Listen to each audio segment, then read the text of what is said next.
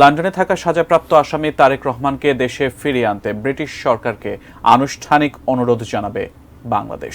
সকালে গণভবনে এক কর্মসূচিতে কথা বলেছেন প্রধানমন্ত্রী শেখ হাসিনা। গণভবনে প্রধানমন্ত্রী শেখ হাসিনার সঙ্গে শুভেচ্ছা বিনিময় করতে যান গোপালগঞ্জের কোটালীপাড়া উপজেলা পরিষদের নির্বাচিত জনপ্রতিনিধিরা। এ সময় প্রধানমন্ত্রী বলেন, 10 ট্রাক অস্ত্র মামলার আসামি তারেককে ফিরিয়ে এনে সাজা কার্যকর করাই এখন অন্যতম কাজ।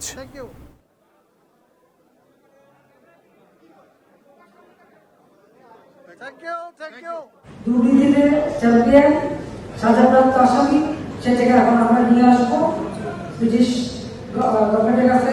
আমরা সেই আবেদন করবো সরকারের পক্ষ থেকে যে ওইখানে যে আসামি তারেক জিয়া সাজাপ্রাপ্ত তাকে যেন বাংলাদেশে ফেরত পাঠায় থাকে।